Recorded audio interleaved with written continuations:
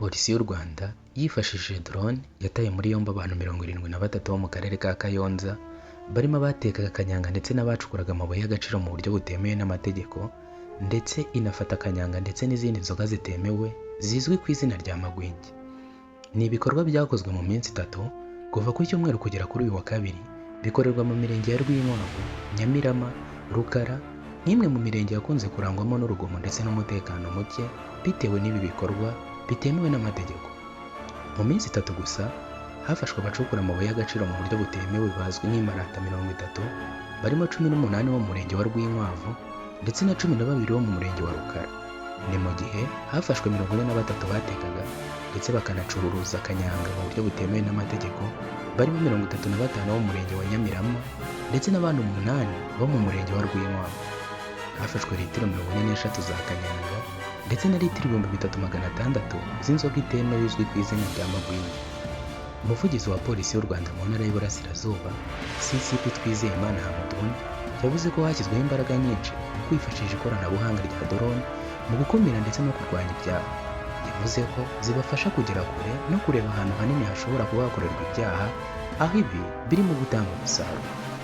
Umuvugizi wa polisi mu ntara y'Iburasirazuba, Hamuduni, yakomeje abigaruka agira ati, ubutumwa duha abaturage ni ukubasaba ko abakora inzoga zitujuje ubuziranenge bakwiriye kubivamo kuko ni icyaha ajyanwa n'amategeko. Izi nzoga ziri ku rutonde rwa Minisiteri y'Ubuzima ku mwanya wa 3 w'ibiyobyabwenge byoroheje. Zigira ingaruka ku mubiri w'umuntu, abantu bagahura n'ibibazo bikomeye.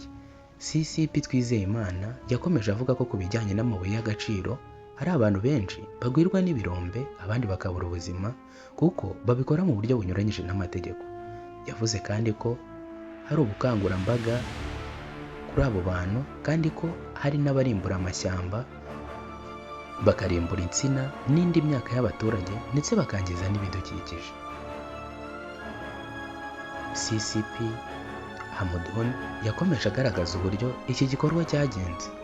Ubwo drone yagendaga ifatira mu cyuho abari bari guteka kanyanga, hari abagiye bajyana ibikoresho bayitekeragamo bagasaba imbabazi polisi n'inzego z'ibanze ndetse bakiyemeza kubireka.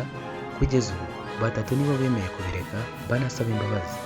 Hakizimana Patrick yavuze ko yashyikirije polisi bimwe mu bikoresho yakoreshaga ateka kanyanga nyuma y'uko umugore we yatawe muri yombi afatanije ikiyobyabwenge. Yavuze ati, batubwiye ko gukomeza guteka kanyanga bisa no kugambanira igihugu, rero nafashe uyu mwanzuro kuko ntashatse gukomeza kugambanira igihugu. Kwidukunda Rachel utuye mu mudugudu wa Mishinge mu kagari ka Rurambi mu murenge wa Nyamirama yavuze ko yafashe umwanzuro wo kureka guteka kanyanga nyuma y'uko umugabo we afatiye mu cyuho yagiye kuyigurisha agafungwa ndetse agakatirwa imyaka 3. Yagize ati, nashakiye ubuzima aho butari, natetse rimwe birampira nkomereza, ariko ubu nafashe ingamba zo kubireka kuko sinshaka ko abana banjye bagira imfubyi kandi bakiri bato.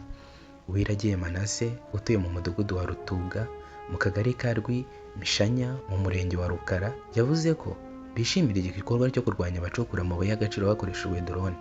Yasobanuye ko abasore n'inkumi bacukura amabuye iyo bavuyeyo bateza umutekano muke mu buryo bukomeye. Umuyobozi w'agateganyo w'akarere ka Kayonza, Hategekimana Fred, yavuze ko bakoze ubukangurambaga bwinshi bereka abaturage ibibi by'ibiyobyabwenge no gucukura amabuye y'agaciro mu buryo butemewe n'amategeko. Yasabye abaturage kujya mu bindi bikorwa bibafitiye akamaro bitarimo kwishora mu gukora ibiyobyabwenge, kubicuruza ndetse n'ibindi bisa nkabyo.